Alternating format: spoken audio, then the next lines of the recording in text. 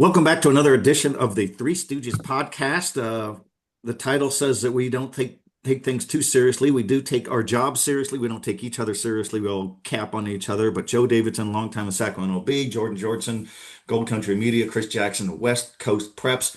We are all in this line of work to chronicle teams and towns and players and just great moments and milestones, heavy on Northern California, especially the Sac-Joaquin section. There's always football in the air. We'll have discussion on football today, but certainly the final week of Sac-Joaquin section play for girls and boys basketball. The bracket release show is on Saturday at around 1:30. I'll be joining Will DeBoard of the section office and Quentin Hamilton of the Modesto Bee as we break down those brackets. You could find that link on the section site. We'll have it on our social media pages throughout the week to nail down those times. But it's here, guys. I mean, can you believe it's high school playoffs are here? I think we're still recovering from state football. I am still trying to catch up on sleep with that, but it's here, it's going, and we'll touch on football. We'll touch on milestone wins for area coaches. We'll take a look at some of the league races that are boiling down, like Metro League Boys Basketball Championship could be this week. Foothill Valley League Championship could be this week, or certainly will be this week. We're going to talk about this great book that Jordan has mentioned in a story called The Hillman. If I could get it to come up on my thing here. Steve's name is popping up though. Is that what it is? Yeah, I Yeah, can't. we're getting I'm his name telling. popping up, so at least we're plugging the author. Yeah, for sure. Yes, it's called The Hillman with Steve Montoya of Max Preps. His brother is Joey Montoya, the football coach for the Placer Hillman. Their grandfather, um, Bill Miller, and his right-hand guy, Tom Johnson, coached the Hillman football dynasty of the 70s and 80s. He just came out with this book. It's a must-read if you're a football fan or just a fan of small town sports, and so forth and so forth. Jordan, I'm going to kick it off to you. You have written about this. We have talked about it here, but the Foothill Valley League for boys basketball, as good as advertised, including a great win for 12 Bridges last week over Placer in Auburn. Not easy to do, but it looks like these two Division III teams could see each other maybe in the playoffs. But before then, somebody's going to win this league, and it's going to happen this week. Yeah, this is going to be possibly one of the most fun leagues because, in a way, Friday's game was a league championship game in the sense of if Placer had won it, it kind of would have all but locked it up. I know they have two more games. It wouldn't have mathematically done it, but with games against Yuba City and River Valley, games where Placer would, be expected to win those, so it would have all but locked it up. But 12 Bridges winning makes this a really interesting thing. So 12 Bridges was actually they were down by 6 at the half, and then they outscored Placer, I think, 23-9 in the third quarter. Micah Bowman had, I think, 14 points in the third quarter alone. He finished with 20. But that kind of blew this game wide open. Then Placer comes back. They had a 2-point lead. And this is where 12 Bridges kind of did what it does best. I talked to Robert Ash actually on the way home from the Rockland game. I gave him a call on the phone and kind of got, his 2 cents on that game. And, he said that they drew up this final play for Micah Bowman and Safi Abdallah, who are the two leading scorers, the two top guys on this 12 Bridges team. And Placer stifled both of them, and it left Carl Toll open, and he hit two 3-pointers in the first half. Ash said he's been kind of streaky on the year, but this was a night where it was one of those good streaks, and he buries the shot. And then I think the more impressive thing is 12 Bridges got, I think, 2 or 3 stops down the stretch in the final 3 or 4 minutes. That was the final shot of the game, and it happened with, I think, like 52 seconds left or something like that. Joe Manley had gotten a good look, but it didn't fall for Placer. Cannon Rector had a one where he was fouled and he put the shot up right as the whistle kind of blew, and the shot actually fell, but they ruled, hey, no, this was on the floor. It was the right call. I know if you're a Placer fan, you wanted continuation on it. And, if it were my team, I would have been screaming for continuation if I'm watching March Madness or something, but it was the right call. It was on the floor, and Placer couldn't get that shot off for it. Rector still had 24 points, but the big one is 12 Bridges held Emmett Rose and Joe Manley at 9 each.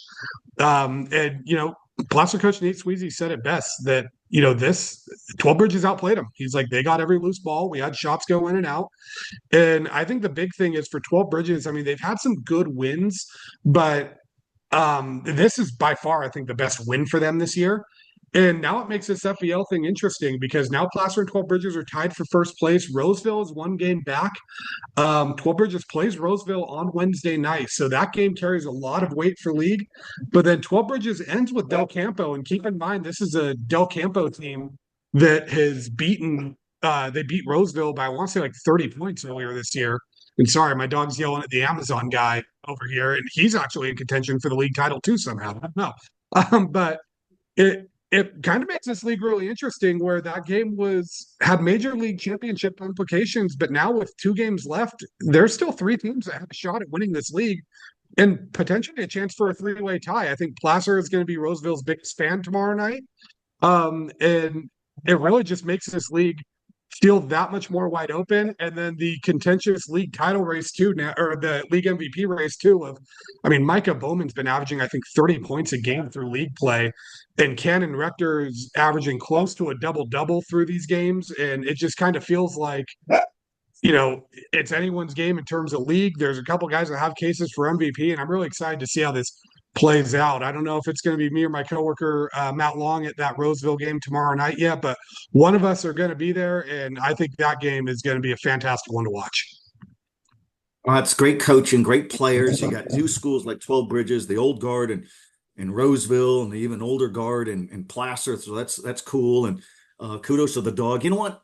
We like it when Jordan's little baby boy is on there, when his dog's there. It just kind of livens up the show. But speaking of a good show, Chris Jackson and I were in El Dorado Hills last week to see small John Adams Academy of El Dorado Hills. And man, can they play. Division 5 powerhouse girls basketball team. Anthony Schwartz is the coach. He's got 2 fantastic daughters who are terrific players. Elliot Schwartz is their senior, does everything: ball handler, defender, passer. She's got a kid sister who's got the highest arcing 3-point shot anywhere in the section. We saw Adams roll a good Sacramento Adventist Academy team. Chris Jackson, what do you think of this team? You've seen him a couple times. I got that cozy, quirky little tiny gym, but Elliot Schwartz is a player, and her kid sister is the next coming. She's a freshman, but that's quite a program with quite a playoff marching ahead of them. One thing I know is Faith Christian is ready for them because, yes, that last meeting was a 17-point game, but until Lauren Harris hit a crazy 3 to end that third quarter, made it an 11-point game. There were a lot of points in that meeting on a Saturday night last month where I thought, I think John Adams is going to beat Faith Christian. They're going to win this game because of the way they were playing. Elliot Schwartz was playing. The days of Bolin, who's a sophomore, already a captain, moved from Bret Hart down an Angels camp that just won a section title last year. But Elliot Schwartz is unbelievable. She battles cystic fibrosis. She's a senior, William Jessup signee. You watch her passing, her vision, the way she runs up and down the floor. It's a thing of beauty. I mean, it's as good as you're going to see at this level. And then her younger sister just posted a story on her today. Is she battles epilepsy. There was a point in that second quarter where she felt one of those seizures. I think it lasted like 10 seconds. Her and her father, who's the head coach, Anthony, kind of have this little unspoken nod that they give each other, like, hey, it's coming on right now. Usually, luckily, it's 4 to 10 seconds, but obviously in those moments, it feels a lot longer than 4 to 10 seconds because it's epilepsy, it's a seizure, but she is unbelievable. She was at Rock Ball the night before working on her shot at 9 p.m. and hit 4 first-half threes, and that family thinks she can be even better and will be even better than Elliot, and Elliot said that herself. Parker was super emotional celebrating her sister's senior night. They're 1 game back of Faith Christian. That rematch is going to be at Faith Christian this time this week. I think that's a game that everybody's going to want to go to. You don't want to miss that. These are 2 teams that, once again, we can see in that section, in those section playoffs, either semifinals or championship, depending on how these final results go to end the regular season. John Adams, another great small school. It's a league filled with them. I think there's 4 or 5 girls in that league that we could name to our all Sacramento team, which spans not even just the metro area here, but it goes all the way down to Turlock, Merced, those parts of the section, right? So they, Gwen Rosick, there's Elliot Schwartz, Lauren Harris, Presley Berry, maybe Kyla Friedrich too, with how she's played for Sac Adventist too. And Parker Schwartz is somebody that is going to be getting some postseason honors in her future too. If not this year, then these next 3 years, without a doubt. But John Adams plays the right way. They play a great brand of basketball. Anthony's done an excellent job there, and to beat Sac Adventist 79-20. I think they scored the game's first 15 points. Allowed, I think the first Sac and Venice made basket was midway through the second quarter. Maybe it was through the second half. I need to check my notes on that, but it took a while for them to get a made basket. That was because their defensive principles were excellent. When you've got someone like Elliott Schwartz, man in the middle, long arms, super athletic, and then girls like Nadeja Bolin, Kalia Gray, Parker Schwartz, everybody. That's a team that don't be shocked if they give Faith Christian not just a run for the money, but perhaps quote unquote shock the world, right? Because of what Faith Christian's done these last few years. Faith Christian's talked about them. Jeff Harris there is like, we better be out ready. We better be on our A game because we know they're going to make adjustments and make life even more difficult when we face them again. I think, what is that? February 12th, February 13th when they play to end the regular season. Now, this is really good. And we've talked about this in many times where small school girls basketball has been pulled out of the dark ages, if you will. Same with the boys. And we're talking to the smalls, schools that don't have football. It used to be they used to play on the blacktop or some linoleum cafeteria floor. Now they have their own gyms and their own vibe and their own feeling. And Chris, you just touched on it. You think about some of these schools. Some of these schools are going to be in the Division 5 girls section playoffs. Valley Christian Academy in Roseville has been a championship program. Woodland Christian Academy or Woodland Christian of Yolo County lost to Bret Hart in the section Division 5 in the section finals last year, and they won a state championship. Uh, and then Faith Christian, Adams Academy. Wow. So that's just what you have for the Division 5, and then Sac Adventist Academy is Division 6. Uh, Pretty darn good. We're going to circle back here in a moment on who some of our players of the year to look for at the end of this regular season. Certainly the playoffs help decide these things for what we do at the Sacramento Bee, what Jordan does for Gold Country Media, and what you do, Chris, for West Coast preps, because the playoffs are really the season. But I got a boys basketball game of note for this week. Friday night off of Freeport Boulevard in the heart of the Sac City Unified School District, the McClatchy Lions and a big resurgence under Coach Tony Vaughn, best team in more than 30 years for the Lions. They will host in their great old gym that opened in 1936, Destiny Christian Academy of Sacramento, formerly Capital Christian. What a great league showdown that is. Both of those teams are ranked high by the Sacramento Bee and by Chris Jackson and West Coast Preps as well. And it's good to see old throwback programs like McClatchy come back. And Destiny Christian was really good last season, is it's in its first year as Destiny Christian after so many years as Capital Christian, and lost to Jesuit in the NorCal basketball playoffs. So that's going to be excellent. Um, both those teams are strong. Destiny Christian's unbeaten in league play, and McClatchy's one game back. So fitting that these two teams will. They won't be a rematch because Destiny Christian's in Division 1, McClatchy's in Division.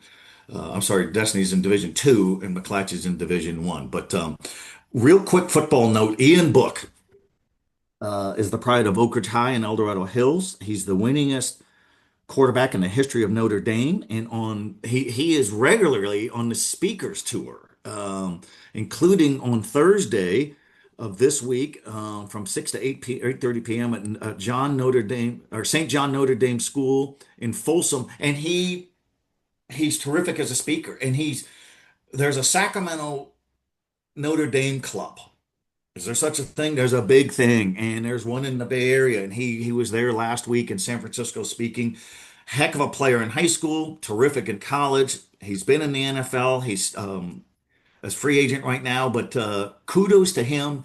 When you sign on with Notre Dame, it's kind of a lifelong thing. And I remember talking to him and doing a story when he flipped his college commitment from Washington State to Notre Dame. And we talked shortly after his commitment to Notre Dame. He was with his parents, and he said he was walking across the grounds, and behind them was Touchdown Jesus. And he goes, "There's just something about this place." That was 10 years ago, and it's still in him. So kudos to guys like that who continue to represent their region and their college and all that. So Ian Book doing some good things there. Jordan, back to you really quick. We shared, the three of us. You had it on a three-way text between the three of us. A kind of a tough, fierce play between Bear River and Colfax. Guys going in for a layup. It looked like a hard foul. Did he get ejected? Was there a personal foul? Is there any repercussions? It's Colfax Bear River. Can you just size up What happened, and have you learned anything from then? Since then, a player doesn't have to, he didn't get ejected, but the school does have, and the league can come back all the way around. So we're going to set him out for a game. I don't know if that happens very often, not that I've heard of, but have you heard anything? And I hope the player's not seriously hurt, or is he out for the season? So the out for the season part is up for debate. I texted Colfax coach Devin Ginty last night, and he said it's a calf injury, but they don't know if it's just a pulled muscle, a torn muscle, the extent of it. He's having an MRI, I think, this week. So what happened was Colfax Bear River, big rivalry game in the PBL, and those two schools have had a pretty long-standing rivalry pretty much since Bear River has opened, and they've played some great games together in football, boys basketball, baseball, girls hoops. I mean, I think they're second, third in the section in section titles in girls basketball. So long histories with these two schools, even though Bear River is only 33, 34 years old. But during this game, first quarter, there was a steal, and Colfax's Caleb Edlund, who's been the team's top player all year, is going up for a layup. Bear River kid comes from behind as he's kind of up in the air and gives him a shove in the back, a hard foul, and Edlund obviously isn't expecting, he's not seeing it.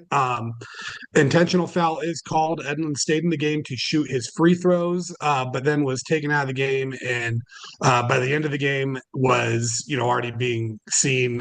He wasn't in like the post game picture in the locker room where they, Colfax gives out their toughness chain stuff. So he had already been being seen by them. Don't know the extent of it yet. The player that committed the foul for Bear River was called an intentional foul on the floor. He was not ejected from the game, but he did come out of the game after the free throws were shot.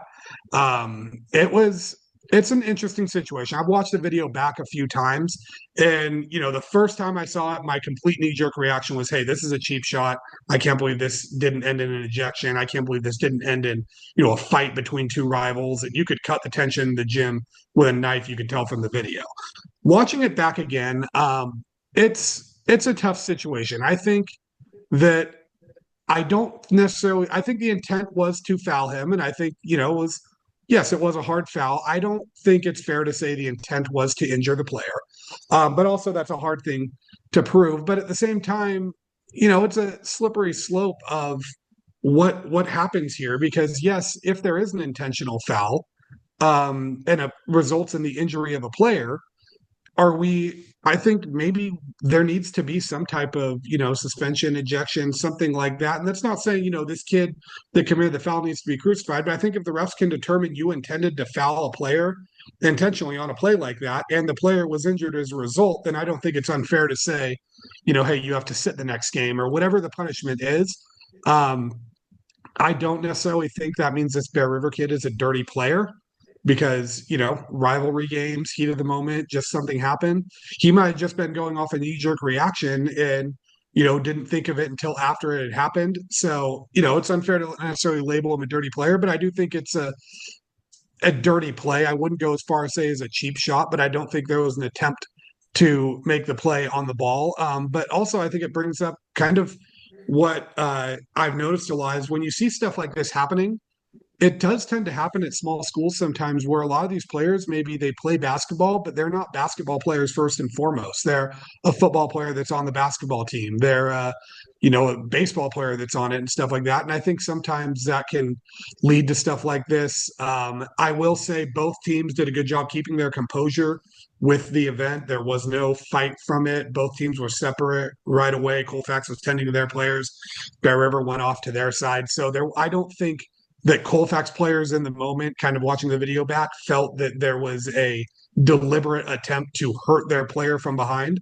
But, anyone that's watched basketball for years will tell you if you, give a player kind of a shove or foul them from behind when they're going up for a layup on a fast break, it is considered a dirty play. It's considered a, play you don't do, a no-no. And I think the more important thing from this now, kind of looking back a day removed from it, is to almost kind of look at this as a teaching moment of, yes, there can be punishments dealt out. I know the player wasn't ejected. I've heard that Colfax sent the tape in to either the section office or CIF, and it's now kind of in the hands of, I think, the schools and the league to determine it. But I think it's important to kind of use this as a teaching moment of, hey, we can't, have plays like this. And I think the bigger thing we want to see too is Edlund is a player that, I mean, he was up in consideration for our small school player of the year honors. He's certainly going to be on our Gold Country All Region team, type of player like that. He's getting looks to play in college. He's one of Colfax's more decorated basketball players they've had there in the last few years. But I think what hurts the most too with this for Colfax is they were a legitimate contender in Division 4 to make a deep run. And I think they were a team that, I mean, kind of felt like, hey, if you guys can go and come into this league or come into this with, one or two playoff wins and get that state tournament berth, I think they had a chance to kind of make a run. This is a team that's 20-5 right now. And, they're fighting for a league title. And now all that's up in the air when you lose a player like that. Bear River, too, this is a playoff team, too. And I believe both players involved in this incident are seniors. So it's just unfortunate to see one and potentially two player seasons ending from an incident that feels like could have been avoided and, maybe escalated kind of into something bigger than I think either one intended for it to escalate into. So I'm interested to see what happens with that. But I think we do need to kind of take a look at the intentional foul rules of high school. And I know people don't want to make knee-jerk reactions. I know it's easy to react to an injury rather than react to the actual foul that happened. But I also think an intentional foul that results in an injury maybe needs something a little further than just two free throws, especially when it's an injury to potentially this extent. Jordan, good stuff, good commentary. Yes, these things do perk up in small school rivalry games. Can have it. Here's a warning to everybody, girls and guys, coaches, players. If you engage in any of this kind of activity in playoff games, then it becomes a CIF matter because the playoffs are under the umbrella of the Sac-Joaquin Section, the state playoffs under the main CIF. Then they could step in on film, or just what they saw on film and eject people. Proactively. And an ejection in high school for decades meant you have to sit out the following game. Now it could be a minimum of 3 games, 6 games, even longer, or the whole season. So everybody's got to be on their best behavior in the playoffs because the referees will have no margin of error in sportsmanship, in conduct. Hopefully, the Bear River player reached out to the Colfax player, a simple note of, hey, I hope you're doing okay. Sportsmanship goes a long way. It'll be curious to see here in this final week of the regular season, Jordan and Chris, if the league will step in. They have that authority. It's not a CIF issue. It will be starting next week in the playoffs. To that end, Chris Jackson, you saw a game last month in Fairfield, Solano County, when the Vanden Vikings played the Sac High Dragons in a fierce boys basketball game, Monticello Empire League, and it was chippy and it was intense, and the coaches did not shake hands afterwards. There was a lot of glowering, and pretty could have gotten bad. Sac High won by a hair. In the rematch last week in the Dave Hotel Pavilion in Oak Park, Sac High won handily. There was no incidents. There was nothing going. There was no talking. The referees made sure before the game that they pointed that out, and both schools handled it superbly. Given that we have a fierce rivalry game to decide a league championship on Wednesday, Chris Jackson, that's the Casa Roble Rams taking on the Thomas. Golden Empire League championship at stake. The two teams split for that title last season. Casa Roble went on to win its first section championship. This should be intense. These two schools have some rivalry stuff going. That's kind of the fun part. But you can rest assured that the referees will tell these guys, hey, you get thrown out here, that could carry you well into the playoffs. So, Chris, size up this game. Casa Roble, Natomas. I think Casa won the first matchup, but there are star power up and down these rosters, and these are Division 3, Division 4 type schools that are quite talented and quite good. These are two programs that if the chips fall right, their cards land right, you would think will be a Golden One center, right? Casa Roble, they lost some fantastic seniors from last year, but then Jared Alexander is a great football player. He returns. Those guys return. You've got Axel Ambrise, who's older brother, Benny, right? Now he's one of their top scorers. Tariq Lofton moved in from Folsom. He was kind of in that point guard backcourt next to Chase Rollins, next to Parks Weaver. He's at Casa. He's fit right in. He's going to go play at the next level at Southern Oregon. He's great defensively, passes the ball well, hustles for rebounds. I was at a game where he had this ridiculous block where it felt like within 2 or 3 seconds he went from one 3-point line to the other to block this 3-point shot and essentially put the game away. I love what Kasich does. They get up and down the floor. They've really played well, right? They've just beaten Atomas. Now this time they got to go on the road. I think when it was at Casa, it was a 2-point game, but they've got huge ones. They just crushed Christian Brothers by 35 points. And Christian Brothers is no slouch. They're big, they're physical, they're fast. To beat a Jermaine Bound team by 35, you're doing a lot of things right. They split this thing last year. You would think 2 points at home at Casa, maybe it leans to the Thomas. Well, they got that team. Mano Jenkins, he's playing really well. Aaron Wallace is playing really well. They've got, of course, we talk about this freshman class. What does Natomas have? They got a great freshman forward, Marcus Harris, who's their third leading scorer this year. They brought back a lot from that team that went to Golden One last year, and they played at UC Davis 2 years before because Golden One wasn't available. Is this Natomas' time? That was the question because they've come oh so close these last few years. You got to think there's no better chance maybe for Natomas to do it than now, right? For them to make that ultimate run and get that blue banner, especially with the talent they've got, the coaching they've got, that culture they've got, and just the way that they've been playing. But that's a game you're not going to want to miss. And I would like to think that they're going to have a crew, especially if it just lets them know from the jump, like, hey, this is what we can do, this is what we can't do, right? I would think for a bigger boys basketball game, some of those. Joe, you and I were there where we saw a certain crew on Thursday that just had, for being honest, no real sensor. I don't know what's the word for it, laying down of the law for anything, right? Where I'm watching girls like Gwen and Kyla and girls from John Adams just go down, right, on contact. And they weren't dirty plays, they were just fouls, right? And they're on the ground and how that's something I'm not really sure. I've watched basketball for a long time. I don't think I've ever seen anything like that. I think that for this type of game, you'll have that kind of crew that just lets them know from the jump, okay, hey, here's what we're doing. But you gotta love a big rivalry game. You gotta love what the atmosphere is gonna be like. You know, Casa's gonna bring fans too. They always do. Remember the Casa fans we saw that made the trip to Sutter for football? There's a lot of them that made that trip from Orangeville. There's a lot of them at Sac City College for that section football championship. Basketball is always a big thing in that town. They're going to travel here.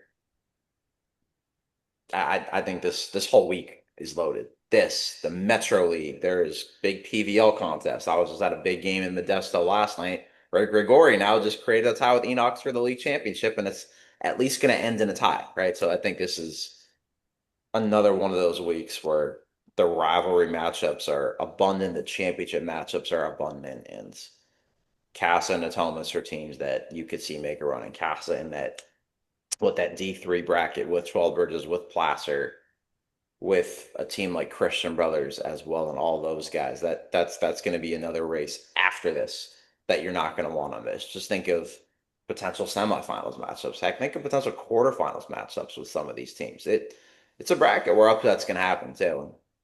But Casa's got that kind of team. They've got guard play. They've got all of that can mitigate that. But I don't know. I'm just super excited to see how this thing turns out Wednesday. I know Aaron Jackson's going to be there for us. He's doing the double duties, broadcasting for ABC Jam and covering that for us. And I can't wait to see how electric this game is once again, because these are two great styles, great brands of basketball. And if you like high-paced hoops, this is it right here. Yeah, I'll be there as well. The Sacramento will be curious to see what's going on there. And Jordan, I'm going to toss to you here in a second to talk about Steve Taylor, who was honored last week before a game, the retiring great coach and great personality for the Rockland Thunder, and how cool that is. But before that, I'm going to segue, and we talked about it a little bit last week, but Lindsey Farrell, 600 wins now for the Burbank Titans. He's in his 20th year as the boy coach, located on 3500 Florin Road. Any Titan of yesteryear or today, they like to say where they are on their location. They're rooted right in the Sac City Unified, 3500 Florin Road. And he's in his 20th year. Lindsey Farrell is with the boys. He's got 19 playoff teams, and he was the girls' coach at the same school for 13. So 33 years total, 601 wins. It is the most wins in the history of the Sac City Unified School District for a basketball coach, boys or girls or somebody who did combine. Harvard Tahar coached the girls and boys combined over the years, not at the same time. He won just under 550 games. You got to do it for a long, long time. John Langston, the terrific coach at Sacramento High School girls basketball in the last several years, including two state championships with West Campus of the Sac City Unified. He doesn't have quite 600, but he will if he keeps going. We applaud guys like Lindsey Farrell, and I did a story back on him 9 years ago. He had a great quote, and I got a story posting anytime now on the Sacramento Bee. And I said, I read a quote that he gave me in 2017, and I said, does this still stand? He said in 2017, to play for me, to deal with me, you need to be mentally tough because I'm going to push players to be better than they think they are. I tell them they need to be a Lindsay guy. Be tough, be proud, be able to put up with me pushing you, and it's got to be done my way or you will sit on the bench. So I asked him this morning. I said, that still stand? Yeah, that still stands. Kids are kids. You still have to push them. They all want to play, and at the end of the day, they all need direction. They want to be coached. I got in this line of work to work with kids to help them to push them and playing hard. That's just the way it's got to be for me. You've got to play hard or you'll sit with me right here on the bench. He's going to do it one more year next season. He's got a lot of sophomores on his team. They play West Campus for the league championship, Greater Sacramento League tonight. I think this is so good for public schools, city schools to have longstanding coaches. John Copeland, the great John Copeland from the early 80s at Burbank when he was the girls coach, then later the boys coach. He's now retired in Florida. He came up with the whole moniker of 3500 Florin Road. He used to call girls basketball teams back then the women's basketball team of Burbank. He wanted them to feel important. And he would call them the men's basketball team. That would be on their rosters and their schedules. And he said, you either play like women or play like men, or we're going to bounce you back down to girls and boys. I thought, well, that's pretty cool. And so you either back it up or you don't. But kudos to Lindsey Farrell and doing it right. And Jordan, you covered the game last week, Rockland versus Granite Bay. And Rockland did a cool thing. They honored their old coach. I don't know if he had his walking cane with him. I saw him earlier that week when Sac State was playing a game. He was there on location to watch Mark Lavinov, our Sacramento Bee Player of the Year for Rockland, who's having a great year for Sac State. And that's what happens when you get old. But good dude, great career. How did it go? And was he moved by the outpouring of support? I mean, Steve Taylor is one of one. I think you guys all know it. I grew up going to his basketball camps when I was a little kid.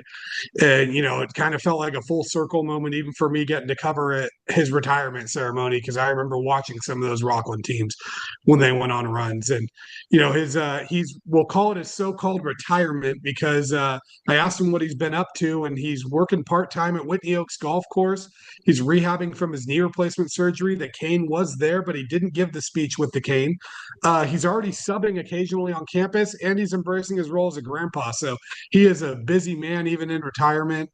But he told the fans in his speech he'd be lying if he said he missed or if he that he didn't miss coaching. And I mean, his resume at Rockland speaks for itself. He has over 500 wins, 499 and 254 at Rockland. I think he has 7 SFL titles, 4 Sac-Joaquin titles, and that '09 NorCal championship. It was fitting that this game was against Granite Bay, even though the Grizzlies won this game. And it was a great game, actually. On a side note of that, I've covered Granite Bay 3 times this year. All 3 games have been decided by single digits. One of them went to triple overtime. I think I need to see more Granite Bay games. But it was fitting that they got to play it against them. I know him and Granite Bay head coach Jason Sitteret have had some great battles over the years as well. But I think what was really cool is seeing some of the players come back for this. He had members of his 1997-98 SFL championship team, which was the first league championship team in Rockland's basketball history. Mark Lavernov came back. A couple people from that section team came back. I think the most notable person that came back, though, was Brendan Lane, the star of the 08-09 NorCal team. He was a national recruit at Rockland. I think he was the number 69 player in the country by ESPN in his class. Ended up playing at UCLA and then at Pepperdine. They played professionally overseas. He won a Japanese professional basketball title. I caught up with him after the game, actually. One, it was cool. I saw during the game, him and Mark Labrador were actually sitting next to each other, talking to each other a little bit. So it was cool seeing the 2 generations and probably the 2 best basketball players Rockland's ever had come back for it. Paul Gutierrez, as Taylor's Roseville coach, was back there to watch the ceremony. How cool is that, getting to see a player that you coached have a retirement ceremony after a great career. His family was in attendance, including the grandson that was born. His mom was in attendance.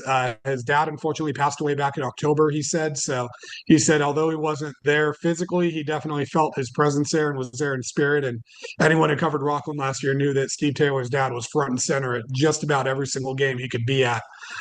So, you never stop being a parent and going to your kids' games. But I think the coolest thing about this retirement ceremony, like I said, seeing everyone come back, seeing Taylor address it, and then, in pure Steve Taylor fashion, he was talking about last year's section championship team and saying that it was against Jesuit and recalled back to a 2007 playoff loss to Jesuit at Arco Arena, where there was a mishap with the possession arrow. Rockland should have gotten the ball. Jesuit ended up with the ball, and Jesuit ended up hitting a three-pointer that put them in the lead, and Rockland never got it back late in the fourth. And then he said, not that I remember that game at all. So, very Steve Taylor-esque. And, he talked about his coaching careers and talked about what it's like and said, the fact that many people came back for him means a lot because to quote him, he said, it's not easy to be a Rockland player. And then said, I can sometimes be an acquired taste. And I think that's the best way to put it because if you played for him in that moment, you probably were not the biggest Steve Taylor fan in the world. But I think anyone that's played for him looks back on him fondly and has nothing but good memories. Chris, I know you and I have talked to Coach Andre Jones over at Western Sierra, who was a member of some of Taylor's best teams. He has a lot of fond memories about him.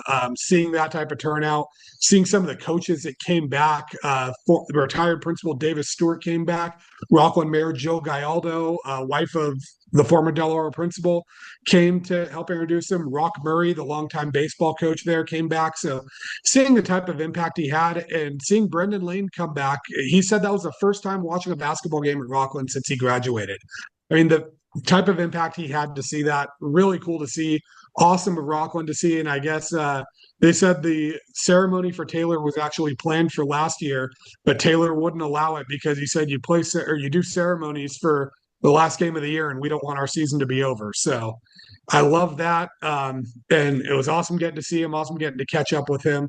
Cool thing of them to do. And I mean, a big game too. Granite Bay got a big win. Both those teams cling to an at-large bid. So we'll see how the ripple effect of that game plays out as well. No, that's good stuff. Great insight. And I remember talking to Steve Taylor a few years ago, and he was a key player on Roseville High School's NorCal championship team in 1980.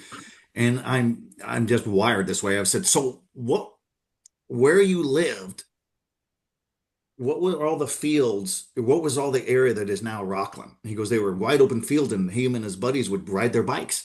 And now that's all strip malls and schools and Rockland High and all that. And I think Rockland High opened in 1992. He coached a few years in Fresno, and he was eager to come back home, and he built it into a nice powerhouse. And he's tickled that longtime assistant coach Harder is taken over. And you talk about Jason Sitter, one of the great coaches. This guy has had so many Granite Bay basketball teams that didn't have overwhelming regular season records. Then they are destroyers in the playoffs. They topple top seeds, and he's also a terrific championship girls golf coach. How's that for a gig? Can you imagine taking a coaching stipend for coaching golf? These coaches do it. So kudos to Coach Steve Taylor and all that. So why don't we kick it around now and let's all go through a girls basketball player, and then we'll do boys. A girls player of the year candidate of note and why. And I'm going to start it off. I don't think this is a shocker by any means, but Lauren Harris, Faith Christian, the small school in Yuba City. She's the nation's all-time career three-point maker. She's the Sac-Joaquin Section's all-time career scorer. Jackie Germolis of St. Mary's Rams fame, and Danielle Viglione from years earlier in the early 90s at Del Campo. Those are great records. Ball handler, leader, smart, sees the floor, can dominate without scoring a ton, but she does score a ton. So that's a legitimate girls basketball player of the year for this region. I think we'll have our own honors in our own media entities, but we could also do one at the end of the season for the Three Stooges podcast. But certainly the playoffs will decide all of these. But Chris Jackson, give us a girl of note who you have, and then Jordan, you get one, and we'll see if we have enough to go back around.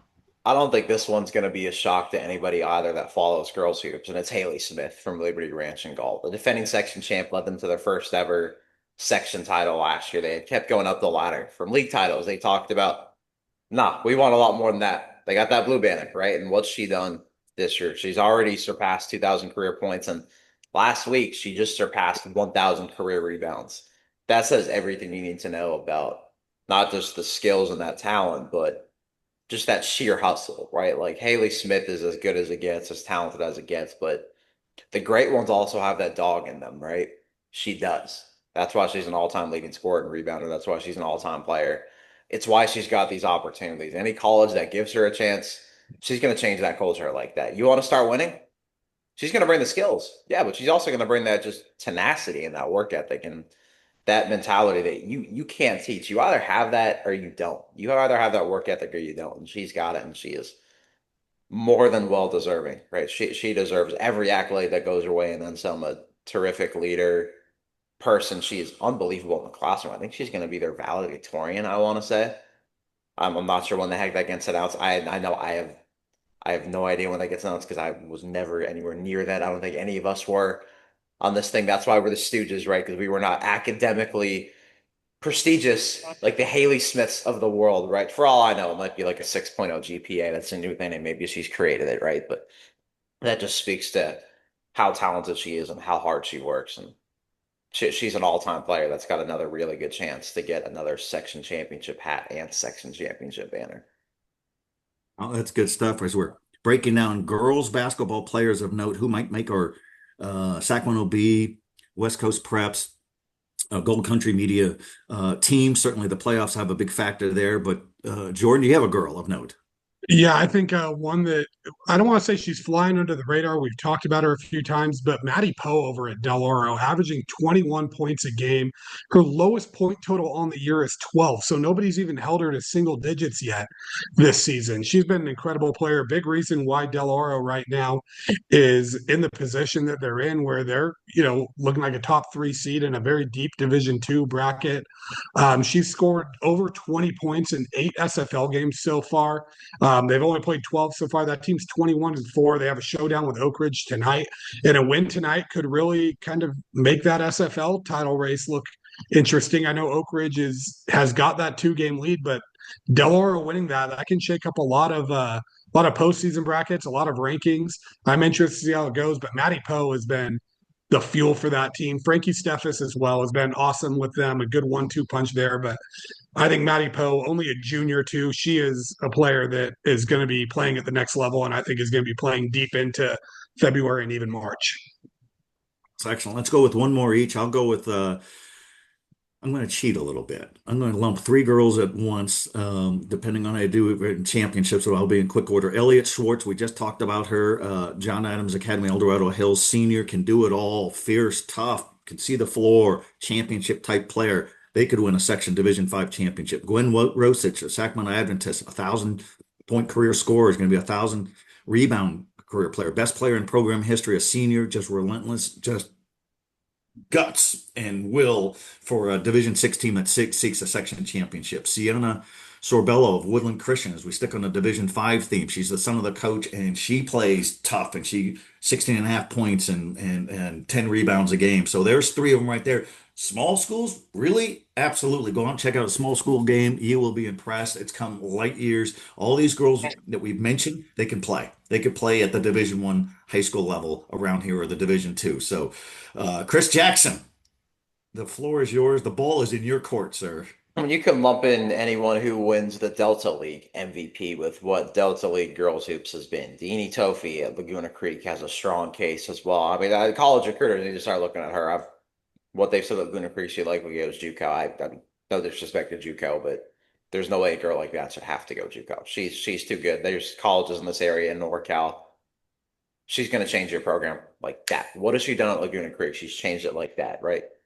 6 wins 2 years ago. The reboot kind of happens again when Cody Norman takes over, and she's leading the top team in one of the top leagues, and they're unbeaten in the Delta League, and they just secured a banner. So you got her. You got Kate Myers at Pleasant Grove, who was their all-time leading scorer, averaging over 20 points, 9 rebounds, 4 assists, 2 steals. She's Going to Air Force, she's also a flag football star, and she's got like a 4.4, 4.5 GPA as well as another person that's absolutely dominating everything in life. And I mean, I wouldn't put it past her to where she's the one that, I don't know, she's speaking on some big commercial someday because she is the CEO and owner of some just massive Fortune 500 company, right? Because of how smart she is. And then there is also Caitlin Subiano at Casuma's Oaks, 43 points away from becoming their new all-time leading scorer in that program. Her mentor, Isabel Tan, holds that record. Now, Caitlin's got a chance and likely will break it. She could even break it this week. She's going to go play college hoops in the Philippines. Super awesome stuff there with her. And then Sheldon's got some sophomores. Brooklyn Kim and Sanaya Wiley, they're a ranked team. And Elk Grove's got a freshman, Mackenzie McEntee, over 500 points as a freshman. I was just going to well eclipse 2,000 points at this rate. I mean, you go, whoever wins that Delta League MVP has a really strong case to be the regional player of the year, too. No, that's excellent. Jordan, drop one or two or three or however. We always kind of bend the rules a little bit here. We want to just do one, we might add three. I've got a trio of Placer County players for you. We'll call it our medium school special. First one, Taylor Butler over at Lincoln, 16 points a game, 10 rebounds a game. You watch her play. I mean, she can just take over a game like that. 6'4", only a sophomore, and there's not a lot of teams that have an answer for her. This Lincoln team, I feel like it's kind of flying under the radar. And I think she's going to be a big reason of if that team can go on a deep playoff run, it's going to be because a lot of teams don't have answers for her. I mean, you watch her play, just tremendous athlete. She's been going just off. It feels like Oakmont game, the big game they needed to kind of stay in that second place spot in league. She ended up putting up a career high 28 points in that game. I mean, it feels like almost a shoe-in to get 20 from her any given night. Except if Issa Keitel goes off, which she's averaging 13 a game too. So we'll call it 4 because she's another one deserving of a shout out with that. Then over at Colfax, how about the senior Madeline Sigrist leading the team in points, rebounds, and assists per game? 14 points a night, can score from anywhere on the floor, hauling in 5 rebounds a game alongside Maya Smiley, just a junior, and then dishing out 3 assists. So she can do it all. And then this is a Colfax team, too, that 19-7, they just locked up their 7th consecutive league title. And it just kind of feels like, even though they're in Division II, kind of watch out for Colfax. They're at the point where they should be and starting to look like the team we expected them to look like. And then keeping it in Placer County, how about Brooklyn Dunkel over at Placer? I don't have her points per game total in front of me, but you watch her play, and this girl can just take over a game. One of the best point guards in the area. And it feels like another one that's kind of flying under the radar. But this Placer team's 24-2, and a big part of it is because of her. They look like the top seed in Division III, and it feels like the question right now is who's going to be the one playing against them at Golden One Center. If you haven't watched this Placer team for girls, do yourself a favor and go watch them play. They're a tremendous team. This is a group that of basically, I think all 5 starters are juniors. They've all been varsity players since freshmen, or I think maybe one of them was a sophomore. So they're just getting better and better.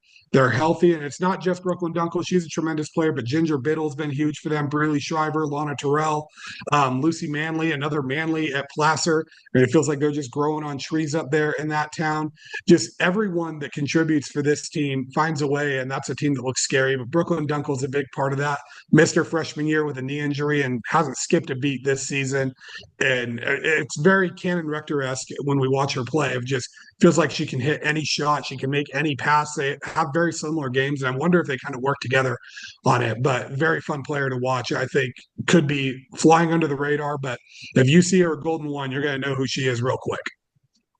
It's good stuff. And, we talk about girls basketball, and we talk about it in softball too over the years, where you can have girls who are 4-year starters and they're impact players as freshmen, and they get better as sophomores. And then there are these 4-year anchors, and not as common in boys, but it's been the case for girls basketball and softball around here for years. And you talk about all these young players like at Placer, and Tony Camelucci is a great coach and a former player in Placer County. So, we applaud guys who are high school basketball stars, and then they coach girls, and they say, man, they could really play. Just really impressed by that. And all right, let's kick around some names for the boys. I'll go first.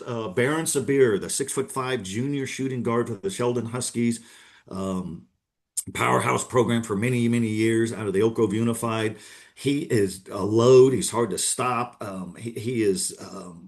They're going to need him in the playoffs, and I think Sheldon's got an excellent shot to reach the section finals. The Division One field is loaded with Modesto Christian, Folsom, Vanden, right on down the line, Lincoln to Stockton. And if you get to the section finals, you're doing something because you get to the section finals, you're going to the NorCals. You get to the section semifinals, you're going to the NorCals.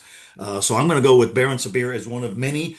Chris Jackson, you've seen a lot of boys basketball. There's so many guys of note. Drop a player and some insight on who might be a player of the year. Well, who just defeated Sheldon last week for their first and only Delta League loss this year? Julian Williams, the freshman of Monterey Trail. Man, he said he worked out 5 times a day last year. Heck, I think he was lying. I think he worked out probably 7 times a day in training because that's how smooth he is. If you watch him, sure, this might put pressure on him. I think he's able to handle pressure. He looks like a pro when he plays the game of basketball. 6'4", combo guard, gets to his spots just so dang well. Just a really smooth jumper, super smart, composed. You never really see his facial expression change, right? When you're 14, 15 years old, who could blame a kid when your facial expression changes? You lose composure. You're a teenager, right? Most adults do. Who could blame a 14 or 15-year-old? This kid is wise beyond his years. He's got Division One offers, 5 or 6 of them, and this is a kid. He stays out here all 4 years. I know his father's a basketball coach out here as well. I think the odds are a lot stronger for him to stay for 4 years in this area, not Monterey Trail, because of that and because of who Julian is. And he's somebody you're going to want to watch. If you haven't yet, go to Monterey Trail, go right off the freeway there and watch because this kid he's a different beast. Rob Fields, their head coach, says there's a lot of mornings. He's opening up the gym super early. They hear the bell. Okay, this is like, I don't know, a 5 or 10 minute warning of the bell of, hey, you got it. School's about to start in 5 or 10 minutes. Here's that bell. Julian's like, hey, I could do get another 10 shots in. No problem. Rob's like, are you sure? He's like, of course. I gotta hit my benchmark. I gotta surpass my benchmark here. Every time the kid does. And that's why he just had 41 points against Sheldon, why he's averaging over 20 a game, 8 rebounds, 3 assists, nearly 2 steals. He's a kid in basketball that's going to make some money when it's all said and done playing this game. No doubt. And, I think we're all united on this. If you are a star freshman or sophomore, girls basketball, boys basketball, football, whatever, stay put. This nonsense that you got to go to some prep powerhouse school in Southern California or some prolific prep type of school somewhere is absurd. And anybody who tries to convince parents or players that, well, we can develop you and do it. Now, these guys are already on the radar. And so let's just hope they stay put. I'm doing something this week on our fabulous freshmen, including Williams and Monterey Trail of the Oak Grove Unified. And the theme seems to be that they all want to stick around, but always subject to change. Jordan, give us a guy of note, maybe 2 guys of note if they're on the same team, but who are you looking at as a possible player of the year for high school basketball at this point with the playoffs certainly the punctuation point for these I guys? mean, I think it's a guy we've already mentioned on this podcast a little bit. Micah Bowman of 12 Bridges. He's averaging close to 30 points a game through league play. And he's been a big reason why they've been in that first Placer game and why they won this second Placer game. He had a buzzer beater against Yuba City to keep them even in a position to win this league. Great player, can score from anywhere. I think the first matchup they had against Placer, head coach Nate Sweezy said Chris, I think didn't he tell us he used what, like or I think Sean Holko was there actually with us, but he said he used 5 or 6 different players to guard him, and he just found a way to score no matter what. And one guy that I think really deserves a shout out. And then how about Alden Bubich of Oakmont High Oh yeah. School? I'll lump him in, averaging close to 20 points a game, averaging a double double this season. Oakmont 25-1, and I think really making a strong case for a top 3 or 4 seed in Division 3, a loaded Division 3 field. And I think a guy that you can't really overlook. He's been tremendous for the Vikings and a big reason why they're ready to make a shot at the PBL title. Like he changed the whole culture at that school in Oakmont, right? You look up at the rafters there. He spoke about it. There's nothing for basketball. I think it's been since the 90s since they've really had a banner there. You look up, there's all these great baseball banners. Paul Martinez, as great of a baseball coach as any level as you're ever going to see, right? Banners in other sports, basketball, not really much. Their first 2 years on varsity, the senior class, what, one combined league win. Now they're going to win a league title. I think they were in first place midway through last year, finished top 3 or 4 in that league, but still, that's how you make that climb. That's a great step in that process. And this year, 25 wins in 26 games, and Alden's that leader, man. And I'm glad I just saw him Friday, and Jordan, I'm glad you mentioned his name because that's a kid that, hey, if you're college, what did I just mention with I think Haley Smith, what we mentioned with Gwen Rosick and those girls? You want something that's going to change your culture? Kids like Alden are going to do that. Yeah, no, and kudos to the Oakmont Vikings of Roseville. It's their best team since 1994 when Gary Donnell was the coach. He was a local high school star and fantastic coach. I wish he would have coached longer. They won a NorCal championship that year. That was the same year that the Capital Valley Conference included Jesuit, Foothill of Sacramento, and Roseville. All three of them won section championships, Jesuit in Division One, Foothill in Division Two or Three, maybe Oakmont was Division Two, and the other one was in Division Three. Of the three, Foothill with Drew Hibbs, who's now the longtime Wood Creek coach, Foothill in '94 won a state championship. So how's that for strength in one league? And it's been that long for Oakmont. So kudos to the coaching there and what they've done. All right, I'm going to do another player of note for a boys basketball player of the year to keep an eye on. We're going to go back to Wood Creek, the Timberwolves of Roseville and Placer County. Max Van Lanningham was a 4-year starter. He's a bruiser and a beast and a dunker and a shot blocker inside. He's signed with Long Beach State, works tirelessly on his game. Jordan, you talked about players who are just relentless and you too, Chris Jackson. I'm just, I need more shots. I need more shots. That's the guy. And they just won the league championship, clinched the Capital Valley Conference, a real threat in the section playoffs. And in this era of basketball, where so much of it's shooting, it's still allowed and it's still encouraged to have a banger inside. And that is Max Van Lanningham, Mad Max for Wood Creek. So that's a player of the year candidate right there. Let's go one more time around with a player or two. Chris Jackson, and we'll finish you with you, Jordan, on boys.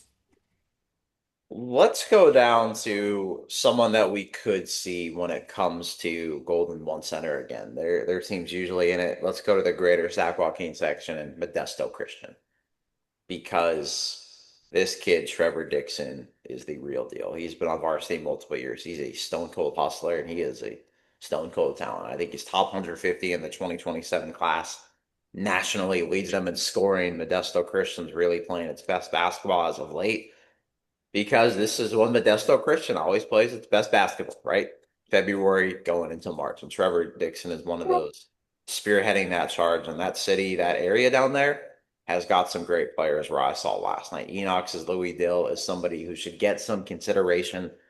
He's got, I think, 5 Division III offers. 6'6" kid, great shooter, great defender, long athletic, everything. And Jason Powers at Grigori as well. Let me give him some love. He was the reigning league MVP last year in the CCAL.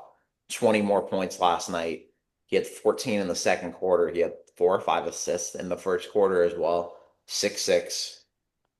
He can be a league MVP again for a team that's going to at least split a league title. So there is at least a trio in Modesto in that area that has consideration to get some MVP honors, not just in their league, but also get honors when it comes to the entire section. Yeah, no, that's good stuff. Jordan, keep it going there, sir. I'm going to cheat a little bit with this one because I think you can't mention one of these players without mentioning 2 of their teammates. But how about the trio at Placer, Emmett Rose, Cannon Rector, and Joe Manley? Emmett Rose, the sharpshooter. Last year, he was I think 11th in the nation in 3-pointers or something like that.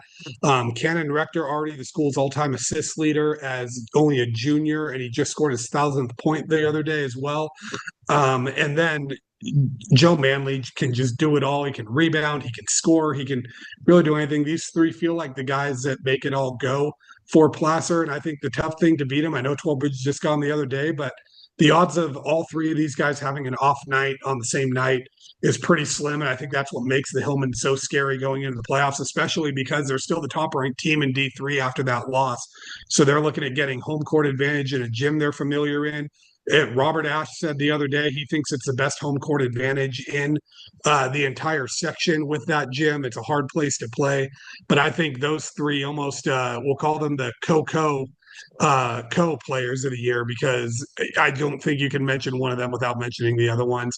And then Brendan Hawkins over at Del Oro, a kid that's battled some injuries this year. He deserves a shout out for this because when he's on the court, it is a completely different team, and a Del Oro team that I think is very scary going into the postseason. Then one last shout out I want to give. How about Mark Williams up at Nevada Union? We talk about Emmett Rose as a scary sharpshooter. Mark Williams is right up there. Feels like he can knock it down from anywhere on the floor. And when he heats up, they can beat anyone. And I wouldn't be shocked to see Nevada Union pull some upsets in the playoffs because of his shooting ability. And, sometimes that minor magic finds a way of coming out when they need it the most. Oh, that's good stuff. I'm going to drop in two more. Certainly, the playoffs will determine all this. Jovan Delay of Folsom is a player of note. Chris Jackson just profiled him. He's just a terrific long scorer going to Idaho State of the Big West Conference or of the Big Sky Conference. William Phillips, a 6'7" guard, freshman guard for the Sacramento Dragons of Oak Park. Chris, you've seen him. I've seen him. Jordan, you got to go see him. This guy is just dynamite. He can guard the ball. He can handle the ball with either hand. He could hit shots inside, medium range, long range, and he's a thunder dunker. Very polite, very friendly. I want to stay here all 4 years. I want to create a legacy here. Let's hope these fabulous freshmen stick around. So next week we will break down the section basketball playoffs. They all start with out bracket games earlier next week, Monday and Tuesday. Maybe we'll do a podcast on Monday to size all that up. We'll also touch a little bit more on football. We didn't have time to get on it today, but there is a reason that the Folsom Bulldogs in football will not be playing the Grant Pacers in a season opener this fall like they did last year. That's normally a 2-year contract. We'll explain that. We'll dig in because it's always football out there. But we'll talk more basketball playoffs next week, certainly, and maybe our coaches of the year. There's so many candidates for the girls, the guys. The large schools are big time here in this section, right on down to the Division 5 and Division 6. It's never been better. It's never been deeper. The area continues to grow. It doesn't water down the competition. It enhances the competition. Oh, there's so many schools in the Oak Grove Unified. Oh, there's so many schools in Placer County. It just watered it all down. Do you imagine if such and such school had all those kids, they'd be 5,000 students. That's why they don't have it. You got to have all these schools. So anyways, we're long-winded. We're the Three Stooges. We have a good time doing this. For Chris Jackson, Jordan Georgeson, Joe Davidson, thank you. We'll see you all next week.